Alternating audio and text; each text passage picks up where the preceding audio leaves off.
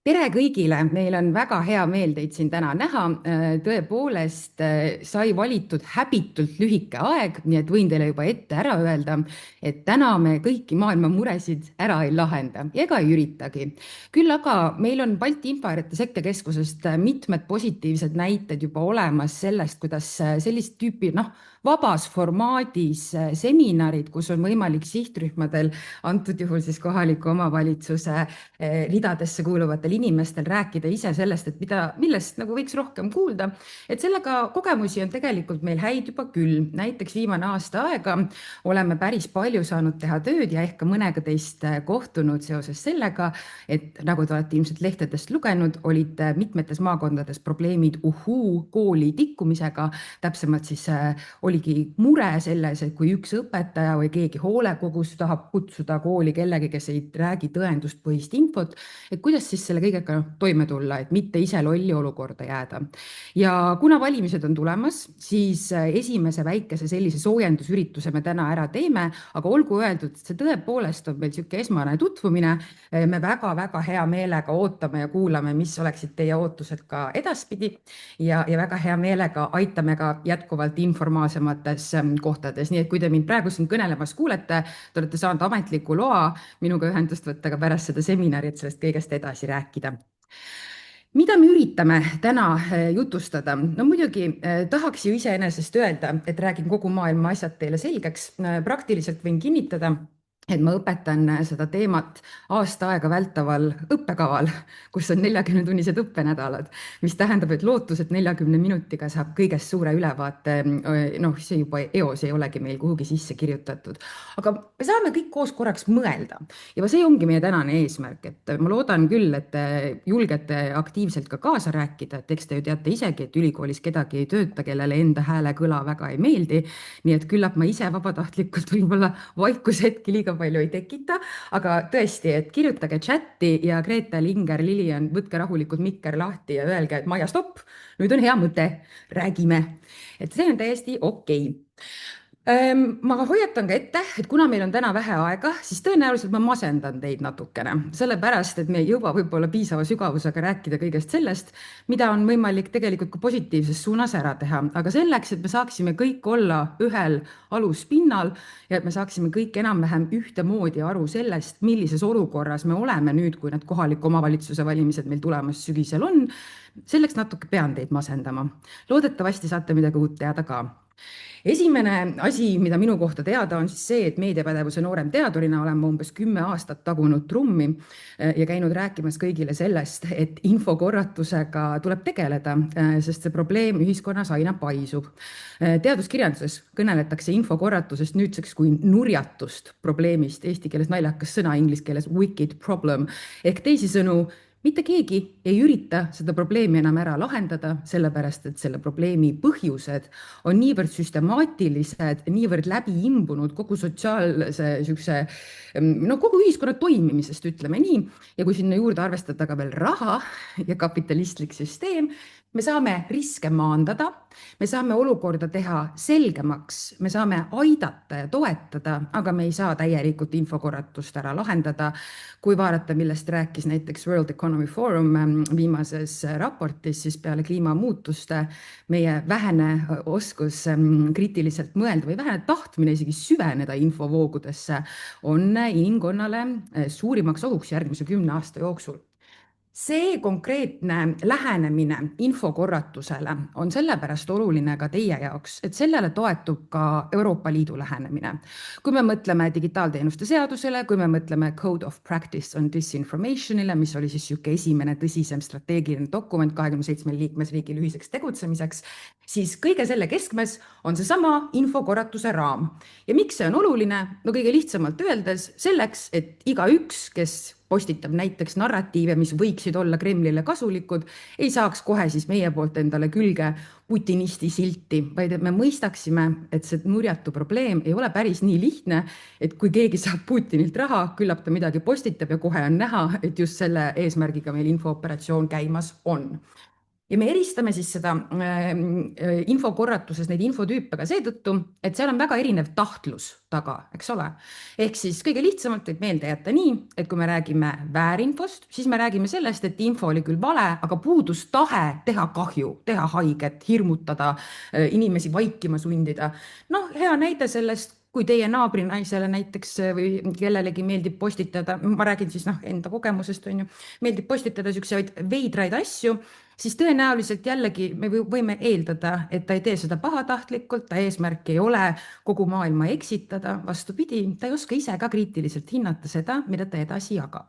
Nüüd desinfo puhul, info on vale ja meil on ka teada, et on tahtlus teha kahju. See tuleb tõepoolest venekeelsest sõnast desinformaatsia ja kuigi võib-olla paljud teist on ka kuulnud niinimetatud Gerassimovi doktriinist, kus ta siis Müncheni julgeolekukonverentsi Putini kõne järel 2007 aastal ladus meile välja teesid selle kohta, kuidas Kreml kavatseb inforünnakutega järgmistel aastakümnetel tegutseda. Et tegelikult siis võin öelda, et teadlaste poole pealt vaadatuna see oli lihtsalt üks kõne, mitte doktriin, küll aga see kõne oli üks väga mõjus heidutusvõte. Võin ka üks väikse vihjena öelda, et olles ise uurinud nii Hiina kui Venemaa desinfomasinaid, me ju ilmselt kõik saame aru, et tehnoloogiline võimekus ja sissepandav raha on Hiinas kordades suurem, küll aga oskab Venemaa ennast väga suureks rääkida, kui asi puutub infomanipulatsioonidesse. Samuti on seal täheldatud niisugust oportunismi, et kui ei ole täpselt selge, kust infooperatsioon tuli, aga see on Venemaale kasulik, et siis Venemaale meeldib öelda, et nemad tegid. Noh, mõtleme ISISe terroristidele, kes võib-olla tingimata ei ütle alati, et see oli meie tegu ainult juhul, kui nad päriselt seda tegid, vaid ka siis, kui see neile lihtsalt sobib. Ja kuri info on tõene info, millel on eesmärk teha kahju. Ja oluline on ka aru saada sellest, et sarnaselt paljudele muudele kontseptsioonidele teaduses, selle infokorratuse raami mõte ei ole anda mingit hinnangut, et keegi on hea või keegi on halb. Et näiteks kuri info puhul kõige levinumad näited, te tõenäoliselt olete seda ise näinud ja kogenud, ongi just see, et poliitikute vastu valimiste tsükli ajal kasutatakse siis ära tõest päriselt juhtunud infot, mis siis 2025 raamistikus enam sugugi ei sobi. Ehk mäletate näiteks Kanada endine peaminister Trudeau, mitte nüüd need viimased valimised, vaid sellest eelnevatel, alla 30 päeva enne valimisi tuli välja, et ta oli Araabia õhtute mingisugusel peol siis võõbanud oma näo mustaks ehk teinud blackface'i, rassistlik selline eneseväljendus. Kanadas loomulikult lõi tohutult laineid ja põhjusega, see oligi nõme, aga see ühtlasi juhtus 20 aastat tagasi, see info lasti välja vahetult enne valimisi, võime kindlalt öelda, et tegemist oli kuri info ja infooperatsiooniga selles osas, et keegi tahtis kahju teha. Me ei või kindlalt öelda, kas see keegi oli Venemaa või oli keegi siseriiklik vastane, sellepärast et neid jälgi tagasi ajada on väga keeruline ja ootuspäraselt, kui küsida, vabandage, miks te inforünnakut teete, kas teile maksab Putin, siis keegi ei ütle jah. Mis tähendab, et me peame ise suutma tuvastada seda läbi nende narratiivide, läbi tulemuste ja läbi selle, mis seal toimub. Ja see raamistik võiks olla midagi, mis te tänasest kaasa võtate ka sellega, et kui te hakkate mõtlema ja kui te hakkate kohtama aina rohkem valimiste eel valeinfot, siis oleks oluline aru saada, mis kastmes te seda kohtate. Kas te kohtate ikkagi pahatahtlikku, strateegilist ja organiseeritud, isegi kui nähtamatult organiseeritud, aga organiseeritud lähenemist või on lihtsalt keegi, kes ei saa aru. Noh, ei ole kursis, ei saa aru, aga on väga valjuhäälne ja väga enesekindel sellegi poolest. Ehk siis, et me ometigi ise suudaksime ka natukene empaatilisemalt sellele kõigele läheneda. Nüüd, kui ma hakkasin mõtlema, et milline see infokorratuse näide on, mida ma tahaksin tuua ja ma tunnistan, eks ole, et olen ise väga suur nohik ja olen neid teadusartikleid sel teemal lugenud nüüdseks ikkagi üle 10 aasta, siis ma arvasin, et võib-olla on 2 lugu siin, mis oleksid huvitavad rääkida. Esimene väga oluline koht, mis meelde jätta, on see, et kui me vaatame valimiste perioodi nii eel kui järel, siis enamikes kontekstides seda nimetatakse siis niisuguseks ennustatavaks infokriisiks. Ehk siis me juba teame, et tuleb manipulatsioone nii kandidaatide enda kui vastaste, kui pahaste kohalike, kui ka välismaiste jõudude poolt.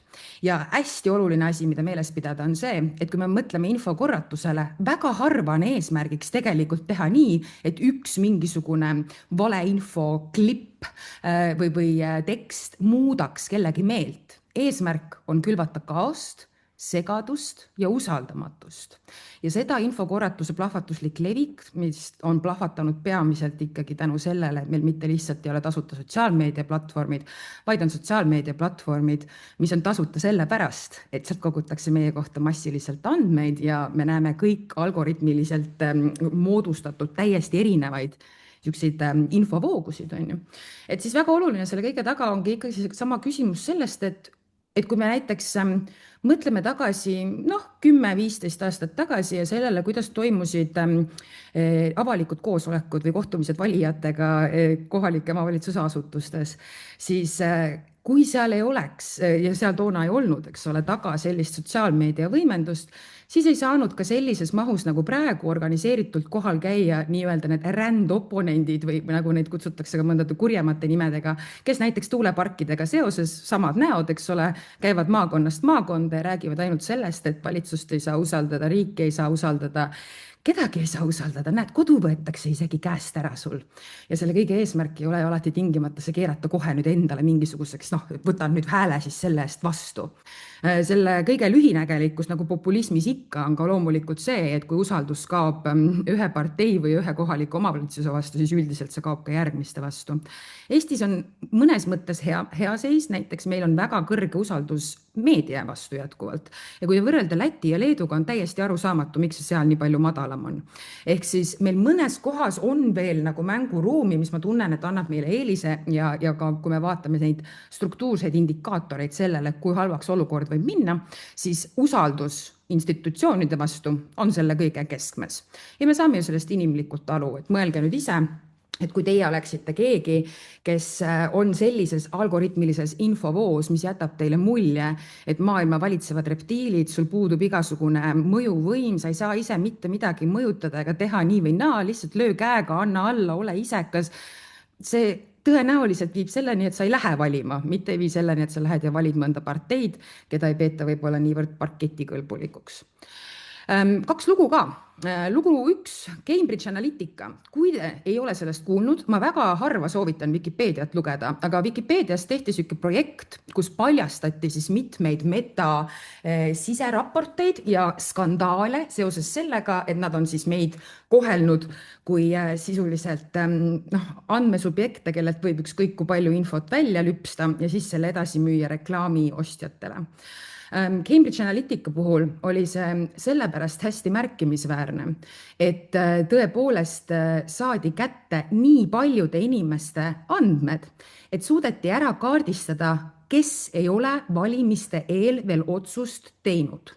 Ehk siis, nagu te teate, USA-s on, eks ole, see canvassing süsteem, ehk siis seal on võimalik teha kampaaniat lõpuni välja, käia inimestele ka ustele koputamas. Ja väga lihtne viis seda kõike mõtestada ongi see, et kui Clintoni meeskond käis ja koputas kõikidele ustele, siis Trumpi meeskonnal oli võimalus viimastel päevadel koputada ainult ustele, mille puhul algoritm teadis, et seal ei ole otsust veel tehtud. Väga raske on hakata hindama nüüd, et sellega sai siis nii palju protsenti hääli või mitte. Paljud teadlased on üritanud, kõik vaidlevad veel selle üle. Võib-olla 10-20 aasta pärast, kui mõned salastatud materjalid kätte saadakse, siis äkki saame nagu adekvaatse vastuse. Aga miks see oli veel hästi hirmutav? Oli ka just nimelt see arusaamine, kui palju platvormid meist tegelikult teavad. Näiteks tuli Cambridge Analytica skandaali tuules siis välja, et Facebook teab, kes on homoseksuaalne, isegi kui nad ei ole mitte kellelegi rääkinud. Ainult selle põhjal, millist infot sa tarbid. Ehk siis kujutage ette, et ei ole mitte kunagi näiteks tulnud oma sõpradele ja perele nii-öelda kapist välja, aga teile suunatakse sihitud reklaami, mis siis konkreetselt räägib LGBTQ kogukonnale olulistest jutupunktidest. Nüüd sellist tüüpi privaatsust, et justkui meil oleks saladusi oma arvuti eest, ega seda meil ei ole juba ammu olnud. Aga sellist lähenemist, et teadlane paneb püsti andmekeskuse, varastab suures hulgas andmeid, palju suuremas mahus, kui tol hetkel ka, eks ole, ütles, et võtab, ja siis müüb selle edasi ühele konkreetsele poliitilise parteile, kes sellega saab endale teha valimisel parema tulemuse. No sellist süstemaatilist lähenemist nähtud enne seda tõesti ei olnud. Mis ei tähenda muidugi, et valimisi ei oleks mõjutatud, noh, ärme nüüd nalja tee, me oleme kõik ju realistid ja täiskasvanud, aga sellises mahus ja sellise mastaabiga mitte. Sellele kohe käis järgi ka Brexit, ka Brexiti mingid poolthääled väidetavalt on Cambridge Analytica andmemassidega tegutsenud ja sellest tuli välja veel terve hulk skandaale. See mees, kelle pilt siin paremal üleval on vilepuhuja. Ta läks tööle H&M-i pärast seda Cambridge Analyticat. Kui tema südametunnistus poleks hakanud valutama, me võib-olla ei teaks siiamaani sellest. Ehk siis tasub selliseid juhtumeid ka uurida just selle mõttega, et me ju teame, et see kõik meie ümber toimub ja väga realistlikult peaks ka lähenema sellele, et see, et Eesti on väike või et meie kohaliku omavalitsuse valimised, eks ole, justkui ei võiks olla siis nii maailmamastaapse mõjuga, et see on naiivne mõtlemine. Ka KOV valimistel kindla peale me näeme välismõjutustegevust, millises suunas. Stay tuned, eks me saame kõik koos teada. Ja siis väike naljakas jutt ka siia juurde, et kui küsitakse, et miks siis minnakse sellises mahus desinformeerima või väärinfot levitama, et siis tihtipeale tahaks öelda, et küllap ongi siis see poliitiline tahe seal taga või on tahtmine sükest, et uuringud näiteks kõnelevad sellest, et inimesed, kes saavad jagada eksklusiivset infot, saavad sellest üks mõnusa hea tunde dopamiinilaksu. Aga on ka väga lihtne põhjus sellisel viisil valimistesse sekkuda ja selleks on Google'i reklaamiraha. Ja kui teil vähegi on aega, ma soovitan teil minna lugeda seda lugu, ta on küll üsna vana, aga väga naljakas minu arvates jätkuvalt. Ehk siis, kui oli Trumpi ja Clintoni valimiste järgne periood, siis avastati, et väikelinnast Makedoonias nimega Veles oli tulnud terve suuremahuline justkui nagu siis võlts uudiste kompleks. Ja kui ma ütlen võlts uudised, siis ma mõtlen seda, et näiteks oli tehtud CNN-i koopia, mis justkui siis nägi välja nagu CNN, aga tegelikult seda ei olnud. Üksikud väiksed detailid, näiteks teistsugune aadressi real annaksid sellest märku, aga et üldiselt oli tehtud tohutus mahus sükseid lehti. Ja nii Clintoni poolt kui vastu, Trumpi poolt kui vastu. Ajakirjanikud siis läksid, eks ole, suures mahus 2017 aastal kõik seda sinna uurima. Ja selgus, et kamp noori kutte, kellel vanal industriaallinnas ei olnud enam väga raha teenimisvõimalusi, olid aru saanud, kui palju Google'i reklaamiraha sisse võib tuua ja hakkasid väga suures mahus püsti panema neid võltsuudiste lehti ja ütlesid ise siiralt, et neil on poliitikast täiesti suva. Nad lihtsalt tootsid seda, mis klikke tõi. Ehk siis ei tasu ka unustada seda, et paljud inimesed infokorratust luues ja tootes on lihtsalt küünilised, isekad, omakasupüüdlikud. Seal ei pruugi alati olla taga mingi suur aateline mõte ühele või teisele poliitilisele jõule anda midagi juurde või võtta midagi ära. Soovitan teil tutvuda nende juhtumitega lähemalt, sest tõesti nende õppetunnid on piinlikult tuttavad, ma arvan, ka meile kõigile. Jah, et kui on nagu probleem, siis võiks ju arvata, et on ka lahendused. Teil on kindlasti hea meel kuulda, et Eesti on Euroopas esirinnas selle poolest, kui palju ja kui pikka aega me oleme tegelikult infojulgeolekut pidanud laiapindse riigikaitse osaks.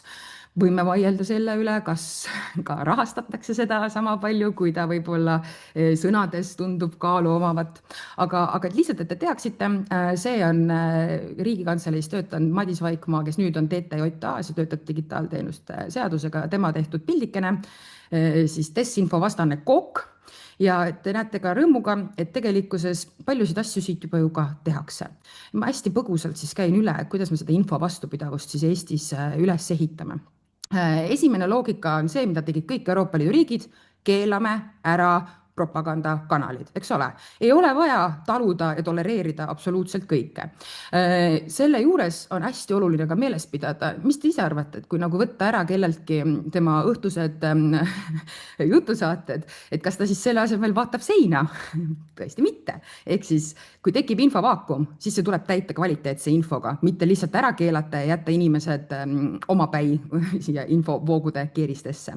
Ja see on midagi, mille osas jällegi tasub Eesti üle uhke olla. Me tõesti toetasime siis ka venekeelse meediasisu loomist. Jällegi võime vaielda selle üle, kas need summad olid okeid, kas see pikaajaliselt on okei, eriti vaadates, milline meie keelepoliitika praegu on, aga tollel hetkel ainuõige otsus. Kui sa lood infovaakumi, siis ei saa lihtsalt võtta valeinfot ära ja loota, et inimesed lähevad ja hakkavad järsku esimest korda elus ERR-i lugema, vaid tuleb vaakumisse midagi asemele panna. Harimine, no me oleme Tartu Ülikoolist, ma arvan, see üllatasid kedagi, et me peame haridust äärmiselt oluliseks, aga võib-olla oluline asi, mida mainida siinkohal, on see, et me ei räägi sugugi formaalharidusest.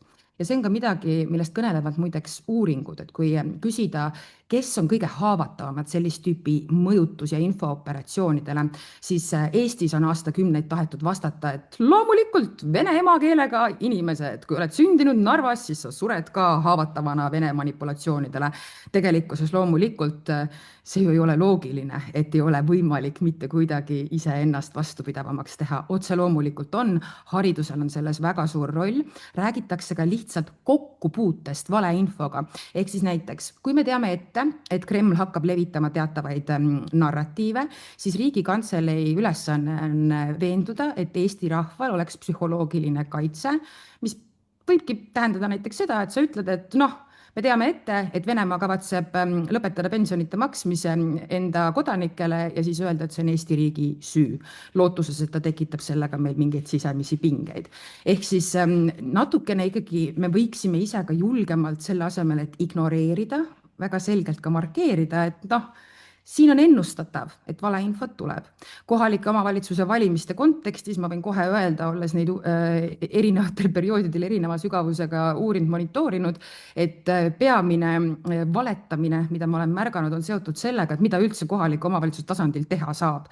Ehk siis kõik need toredad populistlikud kampaaniad, kes tulevad ja väidavad, et nad siis saades mõnda vallavalitsusse või vallavolikokku hakkavad näiteks Euroopa Liidu mingisuguseid, Euroopa Liidu tasemel mingisuguste asjadega tegelema, see ei ole tegelikult võimalik. Ja see on ausalt väga lihtne ja ette kommunikeeritav asi, millega KOV tegeleb, mis on nende vastutus ja kuidas see kõik seostub sellega, mida teeb Riigikogu ja mida teeb Euroopa Parlament. Ehk siis ühiskonnaõpetus, sissejuhatus, täiesti nagu kõige lihtsam ja esimene samm, millega läheneda. Kindlasti tuleb ka paljastada siis seda, kui valeinfo levib. Eestis tõesti laiapindsele riigikaitsele tänu on sellega üsna hästi. Ma soovitan kõikidel siin olijatel, kui teid see teema juba huvitab, palun tutvuge Välisluureameti aastaraamatutega, ja KaPo aastaraamatutega.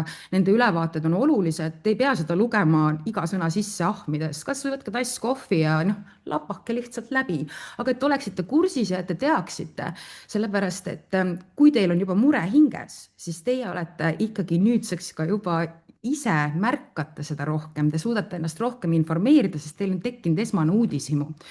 Paljudel populistide valijatel seda uudishimu, kas ta päriselt oma lubaduse saab ka ellu viia, ei pruugigi olla. Seega, isegi kui on võimalik välja guugeldada, kas see valimislubadus on tõsi või mitte, paljud meist ei pruugigi seda tegema üldse minna. Asjade korras hoidmine on samuti oluline ja sinna alla käib siis loomulikult ka näiteks küsimus ja mõte sellest, et jah, meil on sõnavabadus, aga valeinfot ei pea laskma kohaliku omavalitsuse lehtedel levitada. Mis siis, et nad ütlevad, et tsensuur? Ongi. No nii ongi. Arvestades ka seda, et Facebookil, TikTokil, kõikidel sotsiaalmeedia platvormidel on enda tsensuurimasinad sisuliselt, eks ole. Ehk siis algoritmid automaatselt jätavad mingisuguseid kommentaare, mingeid narratiive, mingeid pilte, mingeid inimesi nii või naa kõrvale. 100% sõnavabadus ei ole üldse olemas olnudki. On vabadus öelda, mis tahad ja siis vabadus saada selle eest kohtusse kaevatud. Küll aga on tõesti mure sellega, et tagajärgi tegelikult sihukest valeinfo levitamise eest eriti ei ole ja see tähendab ka seda, et me võiksime ise võtta vastu julge otsuse ja panna võib-olla ka kirja enda kommunikatsiooniplaanidesse. Kus on see piir, et me ei lase jääda ilma igasuguse reaktsioonita üles näiteks kommentaaril, mis on täis jura ja mis on oma olemuselt kedagi eksitav, eks ole. Või siis võite ka võtta lähenemise nagu ka Terviseamet, eks ole, tegi nüüd pöörde. Tegi selle pöörde muidugi pärast koroona lõppu juba, kui te mäletate. Aga kui te ei ole näinud, minge vaadake, milline on nüüd nende sotsiaalmeedia suhtlus. Et nende täiesti eraldi eesmärk ongi see, et nad ei jäta nagu reageerimata, aga vahest kui reageerivad, nad teevad nagu sihukese, nagu paneks nagu ära natukene. Ja see on sellele hästi oluline, et tegelikult ärge unustage, et need, kes meil sotsiaalmeedias kaasa räägivad, see on väga vali vähemus. Ja see mäng seal kui käiakse valeinfot levitamas, ei käi selle peale, ma nüüd veenan selle ühe teise inimese üle, kes minuga seal vaidleb. See mäng käib vaikivate mööda scrollijate mõtete peale.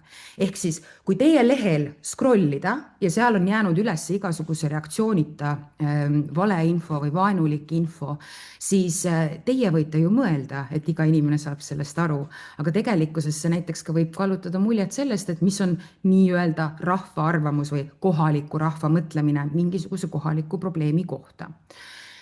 Ja noh, kuuendaks, rahvusvaheline koostöö. Ma loodan, et me suudame ka Betsidiga tõestada seekordsete valimiste eest, et sellest on kasu. Väga lihtne näide. Betsid ehk siis Balti Infohäirete Sekkekeskus on siis üks 14 sellisest keskusest. Me katame kõik Euroopa Liidu liikmesriigid, meil siis Baltikumi oma. Ja et hästi huvitav ja murettekitav on olnud oma kolleegidega Bulgaaria ja Rumeenia keskusest suhelda, kellel teatavasti olid väga huvitavad jõuluajad ja valimisajad siin hiljuti ja kus väga suur osa nendest õppetundidest on võimalik meil kaasa võtta. Näiteks just seesama, et ei piisa sellest, et me pärast valimisi ütlesime, et käis mingi tohutu jama. Selle valeinfo piiramine peab hakkama pihta enne kui valimised käes on.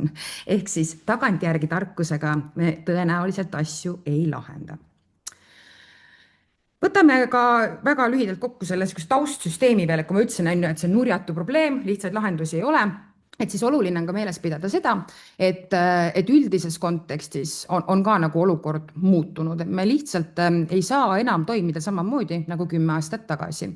Põhjuseid selleks on mitmeid, ma räägin teile mõndadest järgmise 5 minuti jooksul, aga võib-olla kõige olulisem asi, mida välja ma tahaksin tuua, on see, et praegu väga palju sellest kirjandusest, mis tegeleb infokorratuse süsteemsete põhjustega, räägib ka sellest, et me elame tähelepanu majanduses, kus siis see inimese tähelepanu on ressurss, mida juurde ei teki ja mille üle võitlevadki korraga kõik. Et miks meil on näiteks tulnud kõik need ajuvammid ja siis julgustavad kampaaniad selle kohta, et no tegelikult on täiega okei, kui sa nii-öelda binge watch'id ehk paned näiteks 10 tunniks Netflixi taustale käima ja siis samal ajal tegeled ise muude asjadega. Ja selle eesmärk on loomulikult see, et kuna neid platvorme, neid äppe, mida kasutada, mis meie tähelepanu, silmamunasid, sekundeid meie tähelepanu soovivad saada on nii palju, siis nüüd võiks siis kõike nagu korraga teha, et ideaalis sul käib podcast ühes toas, telekast teises toas, samal ajal kõnnib telefon käes ringi, eks ole. Ja kõik need platvormid saavad siis ise öelda, et näed, meil oli kasutajamaja nii palju tunde ja sellega loomulikult siis saada edasi müüa ka oma teenuseid. Aga mis on selle kõik ohtlikuks teinud Rumeenia näitel? On võimalik endale osta, eks ole, makstud reklaami sotsiaalmeedia platvormidel. On väga hästi teada, et algoritmid soodustavad makstud sisu levikut tohutult. Kindlasti need teist, kes on teinud oma KOV-idele juba mingisugused kampaaniad, teavad ka seda, et kui maksmise ära lõpetate, siis orgaaniline levik mõneks ajaks kukub praktiliselt auku. Ja selle kõige taustal siis ei tasu unustada, et tõepoolest vaenulikud jõud kasutavad neid reklaame ära ja me võime neist küll teavitada. Eestis siis ongi TTJA see, kellele peaks teavitama sellest, kui on markeerimata poliitiline reklaam kuskil liikvel. Et siis selleks ajaks see võib olla juba jõudnud 10 000 inimesteni, eks ole. Ja hästi oluline on ka endale tuhka pähe raputada, et asi ei ole ainult algoritmides, asi on ka ikkagi selles, et me üleüldiselt oleme kõik keskendumishäire endale külge saanud. Et kui siin suured intellektuaalid ja mõtlejad võib-olla veel suudavad natukene kas või teeselda, et nad kontrollivad ennast. Ma võin jumala ausalt öelda, ma olen seda teemat õpetanud 10 aastat, mina ei suuda ka ennast alati kontrollida, sest et see on nii magus, mis mu sotsiaalmeedia platvormidel toimub. Minusugusel nohikul näiteks ongi seal väga palju tööalast infot, mis mind siiralt nii väga huvitab, et ma kaon ka ära vahepeal. Näiteks olen tund aega kogemata scrollinud, plaan oli ainult korraks kellelegi kirjutada. Seda juhtub kõigiga. See küsimus ei ole mingis tahtejõus. Me räägitakse sellest ka kui kognitiivsete nihete või kõrvalekallete ärakasutamisest. Mingeid te neist kindlasti ka teate. Näiteks üks naljakamaid minu arvates on see, et uuringud on juba meil siin korralikult 100 aastat rääkinud, et meile meeldivad inimesed, kes mõtlevad nagu mina, eks ole. Ja me peame neid intelligentseks. Ehk siis, kui me oleme ühel nõul, siis ma eeldan, et ma räägin intelligendiga. Kui me ei ole ühel nõul, siis ma eeldan, et sa oled loll. ehk siis sellist tüüpi nagu toitud asjad on ju, aga ka näiteks noh, kindlasti te teate kinnituskalduvust, eks, et kui midagi on juba korra meelde jäänud, me kohtame seda infot uuesti, meie aju otsib viise, kuidas kinnitada seda infot, mis meie peas on, mitte ei otsi vastanduvat infot. ja samamoodi toimivad ka soovitusalgoritmid. näiteks on uuringud näidanud seda, kuidas inimesed sisestavad Google'isse otsisõnu väga erinevalt vastavalt sellele, mis tulemusi nad saada tahavad, on ju. no et lihtne näide, et anna mulle tõendeid, et vaktsiinid tekitavad autismi. noh, sellisel juhul, kui sa selle nii kirjutad, sa saad neid tõendeid. ja jällegi see on midagi, mida me ei pane tähele, see toimub paljuski alateadlikult, küll aga panevad seda kõike tähele algoritmid, kes koguvad meie kohta andmeid sellises massis. Diana Pouder ühel oma koolitusel ütles, et kui sa oled rohkem kui 100 klikki Facebookis teinud, siis Facebook teab sind paremini, kui su perekond ja sõbrad elu jooksul teadma saavad. jah, ja kindlasti me peame ka tuhka pähe raputama siin majandusmudeli muutumise osas ajakirjanduse poole pealt ja ka teaduse poole pealt, sest kui me mõtleme sellele, kust saada kvaliteetset infot, ajakirjandus maksumüüri taga, teadus maksumüüri taga, ChatGPT tasuta. ma ei pea vist siin isegi mingeid suuremaid kokkuvõtteid tegema, me saame kõik aru, et see on tegelikult paigast ära. ja see on ka üks väga oluline küsimus iseendale. kas minu valla inimesed saavad igasuguste tõketeta ligi kvaliteetsele infole? Juhuks, kui teid huvitavad teaduslikud allikad sel teemal, siis ma olen teile siia mõned ka välja toonud. jätkuvalt väga hea meelega saadan neid ka teile, aga kui te ei teadnud, siis tegelikult teaduskirjandusele saab enamikest raamatukogudest maksumüürita ligi. ja võib-olla mida siit kaasa võtta, on ka lihtsalt arusaamine, et meil on tekkinud mitte see ainult, see ei ole tähelepanu majandus, meil on see tähelepanu kultuur, eks ole. kui te mõtlete ka endale, et enam ei ole ju nii, et poliitikud saavad näiteks öelda, et ma ei taha sotsiaalmeedias olla. õpetajadki tihti seda valikut ei saa. või mõeldes kasvõi sellele, kuidas meil on veebipolitseinikud, eks ole. ehk siis see mõjuisikute toimimisviis, see kandub üle ka mujale, sest selle tähelepanu, mida me püüame, on nii vähe, neil on head strateegiad, siis just nõnda üritataksegi läheneda. me oleme siin ka välja toonud asutused, organisatsioonid, kes Eestis nende teemadega tegelevad. Propastop on siis võib-olla sellisteks jooksvateks ülevaadeteks isegi kõige parem. kui te otsite lugemist, mina väga soovitan Rahvusraamatukogu alalehtedesse info teemal, seal on tõesti häid raamatuid ja ka erinevaid lühemaid uuringuid, kogumikke ja nii edasi. ja muidugi tulge ka meile õppima ja meie koolitustele, me hea meelega ka süveneme. ma sellest väga palju pikemalt praegu ei räägi, kui lihtsalt jätan selle teile, anname selle teile slaididega kaasa ja saate siis ise ka sellega rohkem tutvuda. Võib-olla üks hästi oluline asi, mida ka meeles pidada, on see, et ega te ei peagi kõike ju ise ära tegema, et ei ole päris niimoodi, et nüüd KOV-i töötajad hakkavad kogu elanikkonda harima teemal, kuidas natukene kriitiliselt mõelda. sellega tegeleb tõepoolest siis meediapädevus. meil siin meediapädevuse spetsialiste hetkel suisa 4 ja meediapädevuse kontekstis, no me räägimegi jällegi sellest, et lisaks formaalharidusele inimesed komistaksid kogemata uutele oskuste ja pädevuste otsa ka muudes kontekstides. Ingrid ja Gretel toovad teile ka mõned näited, aga et võib-olla, et oleks lihtsalt oluline ära mainida, et ega me ei arvagi, et kogu Eesti kuhugi koolitustele kokku jookseb, et aru saada, kuidas kriitiliselt mõelda. See ei ole mitte ühegi uuringu järgi ootuspärane toimimisviis. Küll aga me üritame jõuda sinnani, et meil tekiks niisugune teadmiste nagu laiali valgumine, selle kohta öeldakse inglise keeles trickle down knowledge hierarchies. Vot probleem, doktorandid teevad tööd inglise keeles, ma ei oskagi kohe nii kiirelt tõlget teha, aga saate ju mõttest aru, eks ole.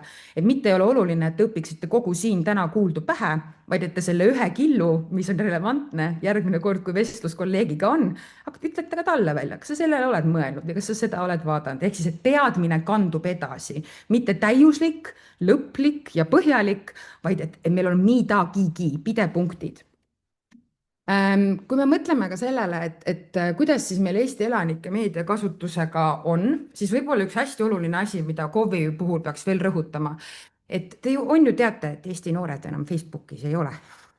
et vaevu isegi Instagramis, et ma lihtsalt ütlen, et need noortele tehtud seminarid, kus on Facebooki event ja siis on 4 osalejat, sealt sellepärast ongi, teie sihtrühm ei asu Facebookis enam. Kui mina oma tudengitega, kes, eks ole, on 20, 21, 22, räägin sellest, mis toimub Facebookis, siis ma pean neile andma konteksti juurde, sest see on nende jaoks võõras keskkond.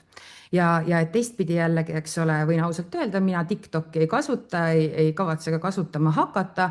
Seega ei ole mõtet mul ka teha mingeid plaane TikTok'i kampaaniatele, sest kui sa ise ei ole kasutaja, siis sa ei mõista nii või naa seal toimuvat kultuuriruumi nii hästi, et sa algoritmidega saaksid kantud kuhugi laiematesse piiridesse, eks ole.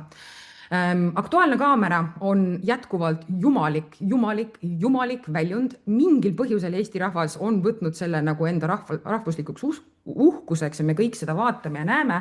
Ja ma arvan, et selles mõttes ka see ei tasu alahinnata ka selle väärtust, et kui miski õhtustes uudistes on läbi käinud, võib-olla ka raadios kuskil taustaks, sa ei pruugi isegi süveneda, aga see jääb sulle jälle kuhugi meelde, et selline teema on olnud. Et tegelikkuses igasugust ennetavat kommunikatsiooni teha läbi teleri on jätkuvalt väga positiivne ja loogiline mõte. Kahjuks ju õnneks, aga kui me mõtleme tähelepanumajandusele, no mis on seksikam, kas võtta endale mõni uus reality TV-sari või õpetada kodanikke kriitiliselt mõtlema? No arvake ise, eks ole. Ehk siis me peame olema ka realistlikud selles osas, et telesse on väga keeruline pääseda oma teemadega, eriti kui juttu on rahva harimise kontekstist. Mida me teame uuringutest veel, on see, et kui me ütleme, et valimised on etteennustatav infokriis, siis kuidas infokriisides asi eriti hulluks läheb, ongi see, kui avalikud kanalid vaikivad. Ehk siis väga selgelt on vaja läbi mõelda juba praegu see, et kui näiteks tuleb mingite kandidaatide kohta konkreetselt valeinfot, siis kes sellega tegeleb, kas see on nende asi seda üksinda ümber lükata või on see midagi, millega võiks laiemalt tegeleda. Ehk siis jällegi, ma tean, et poliitika oma olemuselt tahab natuke sellist partisani mõtlemist, eks ole, aga kui me räägime infokorratusest, siis siin tuleks ikkagi lähtuda sellest, et valimisaktiivsuse tõstmine ükskõik millise erakonna poolt nad oma hääle annavad, on palju olulisem kui see, et öelda, et kui sa hääletad EKRE poolt, siis ära sa üldse valima tule. Minul on kindlasti EKRE valijaga rohkem ühist kui inimestega, kes valimas ei käi. Kuidas see sõnum ka neile kohale viia, ilma me üksteist tahaksime ära kägistada? Vot see on küsimus, millest me täna siin mõtisklemegi. Ma käisin läbi ka mõned uuringud, ma luban viimased 2 minutit ja siis ma annan mikrofoni üle.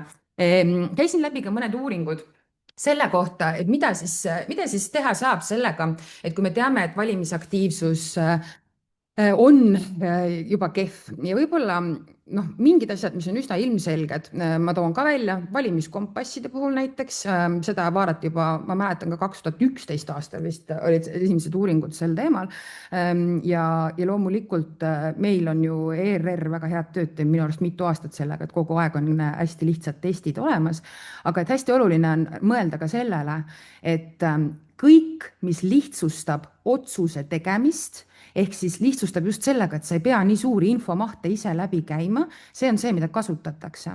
Ehk siis kui mitte ei ole valimiskompassi, siis tõenäoliselt valija läheb, küsib ChatGPT-lt nõu, kes võiks olla talle potentsiaalne kandidaat. Võimalikult lihtsalt võiks saada otsustada, täpselt nagu võimalikult lihtsalt võiks saada poest süüa koju tellida, ideaalis. Igal pool ei saagi, see on arusaadav. Aga mida vähem kulub aega otsuse tegemiseks vajaliku taustinfo kogumisele, seda parem see on valimisaktiivsuse kontekstist. See on siis Itaalia näitel tulnud uuring.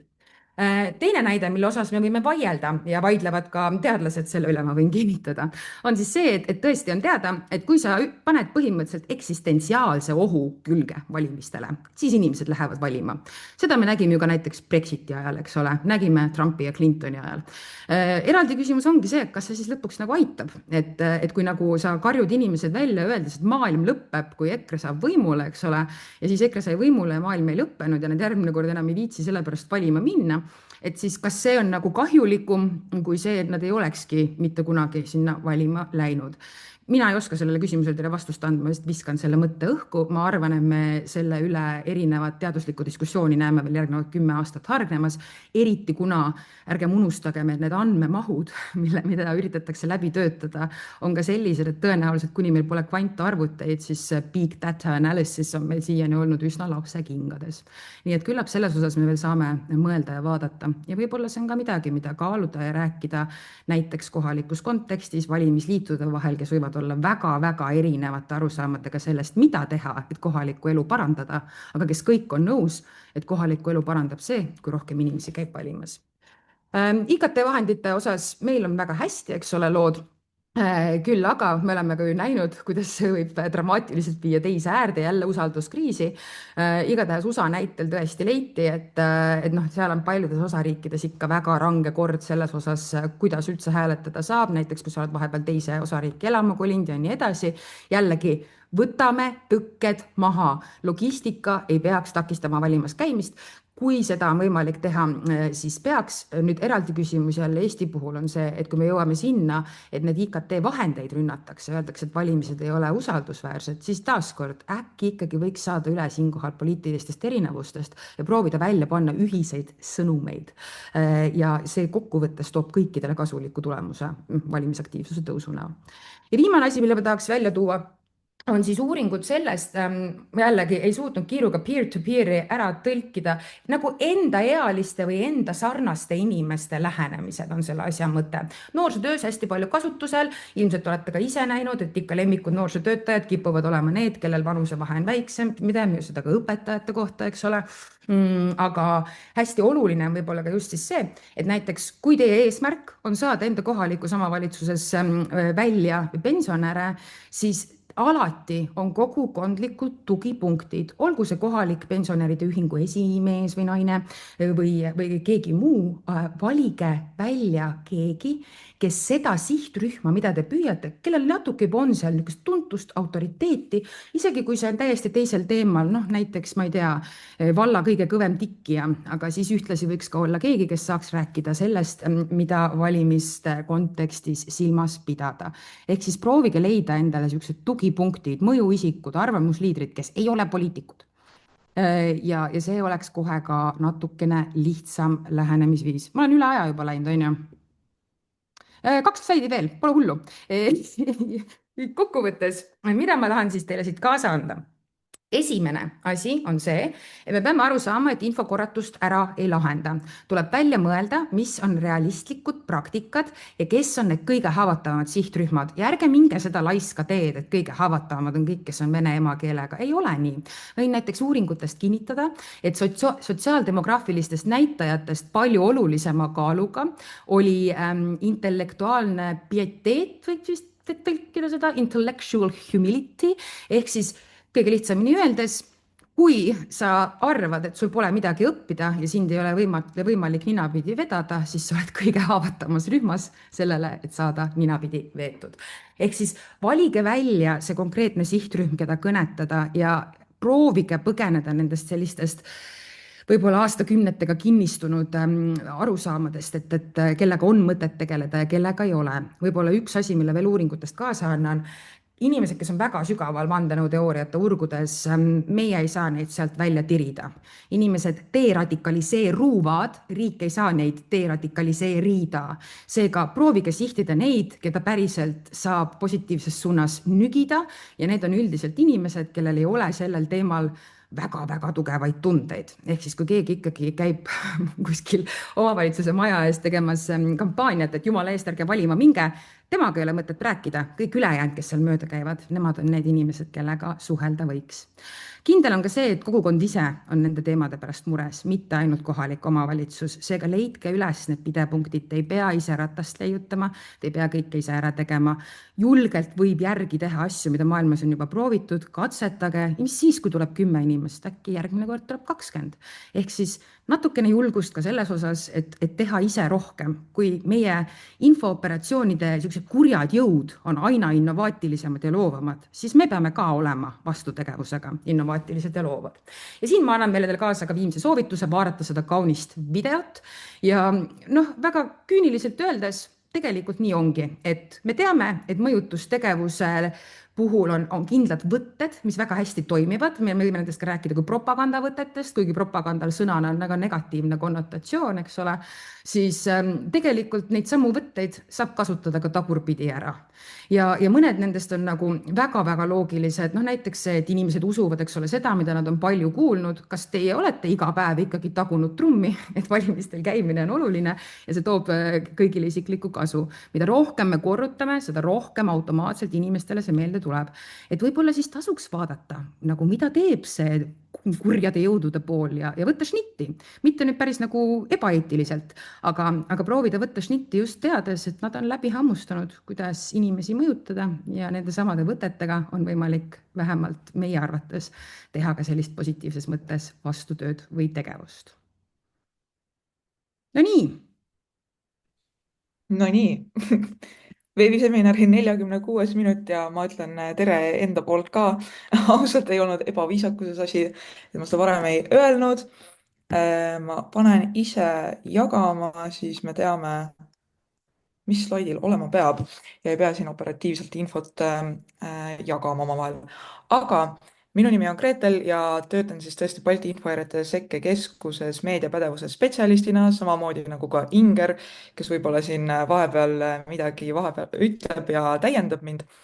aga mõtlesime, et tooksime meie enda tegevustest ka mõned konkreetsed näited, mis ilmselgelt meie fookus on olnud kõikides tegevustes siis spetsiifiliselt just info ja meediapädevuse tõstmine erinevate sihtrühmade seas. küll aga esiteks saate siit loodetavasti siis inspiratsiooni, milliseid vorme kasutada saab erinevate inimesteni jõudmiseks. aga teisest küljest, nagu Maia ka juba rääkis, siis ilmselgelt kõik need teemad, millega meie oleme nendes sekkumistes tegelenud, on ju tegelikult väga otseselt seotud ka muuhulgas valimisaktiivsusega. esiteks, minu enda lemmiknäide, mida me oleme täitsa teinud, on siis selline füüsilises ruumis sekkumine nagu TikToki maja, mis oli siis püsti meil Tartu Valguskülas ja Paide Arvamusfestivalil. ja mida see siis endast kujutas, oli siis selline maja, kus rippusid erinevad infosildid, mis selgitasid seda, kuidas TikToki algoritm töötab, kuigi tegelikult lihtsalt selgitasid seda, kuidas üldse soovitusalgoritmid töötavad ja lisaks oli seal siis spetsiifiliselt just TikToki kohta ka informatsiooni. ja mida siit mina tahaksin rõhutada, on see, et mis kutsus inimesi sinna majja üldse tulema, oli esiteks selle disain, värviline ja arusaadavalt ka just nimelt selle TikToki temaatikaga kokku seotud. oluline punkt, kui tahta kõnetada noori, eks ole. ja teiseks see info, mille me sinna üles panime, oli lühidalt kokku võetud, et see oli seeditav nii-öelda ka niimoodi kogemata mööda minnes, mida ka Maia enne mainis, et meie eesmärk ei ole anda inimestele kätte tervet mingit raamatut või kasutamisjuhendit selle kohta, kuidas siis algoritme mõista või nende toimemehhanisme mõista, vaid eesmärk on see, et see möödaminnes teadmine oleks siis kätte saadud. ja tõepoolest me jõudsime rohkem kui 50 000 inimeseni selle TikToki majaga, tegelikult tõenäoliselt sinna 100 000 juurde rohkem, aga olgem, oih, no see oli küll nüüd natuke liiga kaugele. olgem tähendab tagasihoidlikult tahtsin öelda selle 50 000-ga. siis teiseks korraldasime hiljuti Baltikumi ülese meediatoni ehk siis häkatoni, kuhu saime kokku siis Riiga reisima 30 meediast huvitatud noort. enne seda, mida me veel tegime, oli see, et või tähendab tegelikult Tartu Ülikooli tudengid, ajakirjanduse ja kommunikatsiooni peamiselt tudengid, viisid siis läbi eesti keeles kapi projekti, kus siis lühidalt öeldes oli igas maakonnas Omniva pakiautomaatides pakid erinevate auhindadega, kuid selleks, et selle paki lunastamiseks koodi saada, pidid siis osalejad lahendama meediapädevuse testi ja õigesti vastama ka, selles mõttes, et valede vastustega koodi ei saanud. Ehk siis saime niimoodi kaasata Eestist noori ja nende seast valisime siis ka parimad, kes sinna häkatonile minna said. Lisaks korraldasime ka veel Delfi toimetustes, kes on ka Balti Info Sekke Keskuses siis partnerid, kõikide Balti riikide Delfid, korraldasime sellised praktilised ettevalmistavad koolitused ja siis tõesti Riias oli lõppüritus, kus noored ise tegid aktuaalsetel teemadel siis sotsiaalmeedia kampaaniad. Ehk siis saime sissevaadet sellesse, mida noored ise arvavad teemadest nagu muuhulgas poliitika ja kuidas nemad siis neid teemasid kommunikeeriksid laiemale avalikkusele. Nüüd, kas mul läheb jälle täiesti lõppu? Ei läinud, siis nii tore. Ja viimase näitena tooksin välja ka digikäkkide seina, kus siis ja nüüd see on sihtrühm, ei ole ainult noored, vaid sihtrühm on tõesti siis üldiselt selline laiem avalikkus. Põhimõtteliselt digikäkkide seinal on kokku kogutud tühjad telefonikorpused ja inimesed saavad ise mööda minnes kirjutada siis erinevaid äpardusi, mis neil nii-öelda digimaailmas või digiplatvormidel on ette tulnud. ja eesmärk on see, et siis teiste vigadest saaks õppida, nagu meil Eestis ka vanasõna ütleb, eks ole. Ja see sein oli meil kenasti Tartus eelarvamusfestivalil, ehk siis ma olen tänavanimedega väga halb, nii et ma ei tea, mis tänav see on, aga ühel peatänaval kesklinnas, kus inimesed muudkui mööda voorisid ja kirjutasid. Ja pärast oli see ka 6 kuud meil Tartu Kunstimuuseumis ja jah, seina kõrvalt jälgides, et mida siis inimesed teevad, kui nad sinna kirjutavad ja mõtlevad oma nendest äpardustest, vaatasime, et inimesed hakkasid ka omavahel juhuslikult rääkima. See läks nüüd kinni, onju. Nii, on tagasi. Hakkasid omavahel rääkima, selle saaks digikäkkide seinale nüüd täitsa kirja panna. Ja ka erinevad põlvkonnad hakkasid omavahel rääkima ja suhtlema selle kohta, et millised äpardused siis on juhtunud erinevatel platvormidel.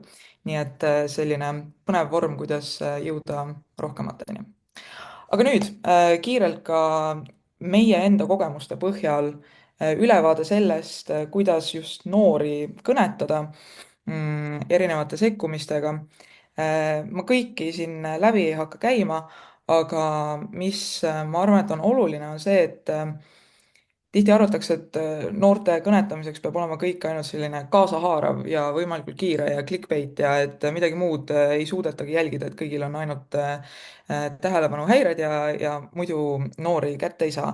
Ilmtingimata see tegelikult nii ei ole, kas või selle kapi projekti videod, mis meil kommunikatsioonina siis tudengid tegid, need ei olnud kõige lühemad videod, nad ei öelnud mingeid sõnumeid seal, mis oleksid olnud nii-öelda vale reklaam või oleks sisaldanud infot, mis oleks selline paisutatud olnud. Aga siiski jõudsime selleni, et oleks 1500 osalejat meil selles projektis, on ju. Et tegelikult peab lihtsalt arvestama sellega, mis selle kasutatava kanali toimemehhanismid on. Ehk siis tõepoolest, kui kasutada TikTok'i, siis peaks teadma, kuidas soovitusalgoritmid töötavad, selleks et seal sisu päriselt leviks ja inimesed seda päriselt näeksid. Ehk siis jah, see toimemehhanism on see, mis tegelikult ju levitab seda lõpuks. Ja mida samuti Maia juba tegelikult enne mainis, on see, et no eks me kõik teame, et noorteni jõudmiseks võiks ju kasutada erinevaid trende ja mingeid popkultuuri materjale ja meeme ja nalju. aga mida ma ise noorena võin öelda, on see, et kui seda teha valesti ja kui on näha selles kasutuses, et tegelikult inimene täpselt aru ei saa, mida ta räägib ja mis nali see on ja kust see nali üldse tuleb, siis see efekt on pigem vastupidine. et mina näiteks pigem kerin sellest videost kiirelt mööda ja rohkem sellist asja näha ei taha. Ehk siis esiteks võiks võib-olla inimene, kes sellega tegeleb, loodetavasti olla ise noor ja teada, mida siis teha ja kuidas jõuda enda vanusteni. Aga teiseks muidugi ka see, et eeldamise asemel saab ju küsida ka kogukonna noortelt, et kuidas nad tahavad infot kätte saada ja milliste kanalite kaudu ja kaasata neid ka niipidi. Vot, aga see on selline kiire ülevaade, sest meil hakkab siin aeg juba otsa saama. Inger. Ja, et digikäki kohta ausalt öeldes meil väga pikka juttu siin keegi küsis, Anu küsis, et digikäki kohta meil väga pikka materjali pole kirjutatud, aga suur nagu asja eesmärk tõesti on see, et ta võib olla kas telefonikorpused, aga see võib ka ükskõik mille peale tegelikult kirjutada ja avalikku ruumi üles riputada. Me õpetame seda ülikoolis ka tulevastele õpetajatele, et sihukest asja võiks täitsa koolis teha, kooli seina peale. Et see ühelt poolt nagu aitab kokku koguda seda prügi sõna otseses mõttes, neid vanu telefonikorpuseid ja millekski asjalikuks siis tööle panna. Ja teiselt poolt tõesti see avalikus ruumis nende korpuste kasutamine tõmbas ühelt poolt laste tähelepanu. Lapsed tahtsid esialgu vaatama minna, et mis värvilised ägedad asjad need seal on. Noored läksid vaatama, et hoo-hoo, kas siin minu telefonikorpust ka on. Ja siis, kui nad sinna juba sattusid, siis nad saidki tegelikult teada, mis teistel internetis juhtunud on ja niimoodi ei pea seda tegema just nimelt nagu digiäparduste, digikäkkide kohta, vaid võib tegelikult hoopis valimiste teemal midagi teha või kogukonnas mõnel hästi konkreetsel teemal. Näiteks nüüd suvi tuleb, hästi palju üritusi tuleb, see võib kuskile kohviku kõrvale üles seada sellise asja ja kogukonna noortega koos teha. Sellepärast, et kommunikatsioonis, nii nagu Gretel mainis, siis tegelikult tasub kasutada sihtgruppi ennast, et teha nagu kommunikatsiooni niiviisi, et kui kaasata selle, ütleme, mingisuguse sükse füüsilise installatsiooni või mis iganes sellise asja, mille te linna üles näiteks seate või ka internetti, kui te sinna selle planeerimisse ja teostamisse kaasate tegelikult sihtgruppi, siis igaüks tegelikult tahab ju näidata ennast sotsiaalmeedias oma parimas valguses. Ehk siis näed, mina osalesin ka selle asja tegemises ja automaatselt jagatakse seda õigele sihtgrupile edasi. Et tegelikult selles mõttes ei ole kaasamine, ei pea jääma ainult niimoodi kinniste uste taha ja pärast kuskil protokollis ütlema, et näed, osales 3 noort planeerimises, vaid julgelt nimed välja tuua, kiita ja võib-olla kas paluda või teha lihtsalt piisavalt äge asi, et nad tahavad ise ka edasi jagada. Aga nüüd sügisel, kuidas meie konkreetselt saame kas nagu, kui te meie abi ei taha, siis loomulikult me peale ei pressi, aga me kindlasti mõtleme kohalike omavalitsuste valimistele ja kindlasti teeme erinevaid tasuta koolitusi, veebiseminare, loome uusi info- ja õppematerjale ja neid teile ka saadame. Tegelikult tänase kohtumise selline ülim eesmärk oligi näidata, mida me teame, kuidas me saame võib-olla üksteisele kasulikud olla ja teadki, et siis Balti Infohäirete Sekkekeskus on siis niisugune projekt, mis kestab veel vähemalt 3 aastat tegelikult, et me kuhugi ei kao. Võite meile alati kirjutada, töötame tegelikult ju püsivalt Tartu Ülikooli Ühiskonnateaduste Instituudis ja nii ongi. Meil peaks üks slaid äkki veel olema, ma ei tea. Ja selles samas instituudis tegelikult meil on selline mikrokraadi programm, mis on siis magistriastme mikrokraadi programm. Ta on üsna selline uus õppimise vorm tegelikult Eestis, et koosneb iseenesest 3 kursusest ainult. Ja te saate, kui te soovite tulla sinna õppima, et saada nagu sellist sügavamat sissevaadet kogu sellesse teemasse, millest Maia tegi täna väga hea ülevaate tegelikult kiiruga, siis kui te tahate põhjalikumalt natukene õppida ja 3 kursust läbida ja endale saada selline ka magistriastme tunnistus sellel teemal ülikoolis, siis tegelikult olete kõik oodatud siis uurima, mis need kandideerimistingimused on. Panin siia lingi ka, et infot varsti seal uuendatakse ja praegu meil õpivad ka tegelikult kohalike omavalitsuste inimesed. Meil on seal igasuguseid toredaid inimesi, et saate võib-olla ülikoolist mitte ainult neid teadmisi, vaid tegelikult ka kogukonna liikmeks, et see on ka omaette väärtus. Vot. ja meie kontaktid jäävad teile viimasele slaidile, et hea meelega jagame igasuguseid ressursse, tahame teha teiega koostööd, tahame teid tunda ja varsti siis kindlasti kirjutame teile ja jagame uusi põnevaid materjale. Kui teil on mingeid konkreetseid võib-olla erisoove, et tunnete, et mingisuguse sihtgrupiga rääkimisel ikkagi nagu midagi puudu, siis andke teada, et äkki me saame siis tegelikult ka täitsa spetsiifiliselt midagi uut tuua mõnele sellisele sihtrühmale, kelle peale me pole varem nii palju mõelnudki. Vot, aga kell on täpselt 4 saanud, meie peame ajast ilusti kinni. Soovime teile ilusat tööpäeva lõppu ja kohtumiseni siis, kui mitte varem, siis sügisel.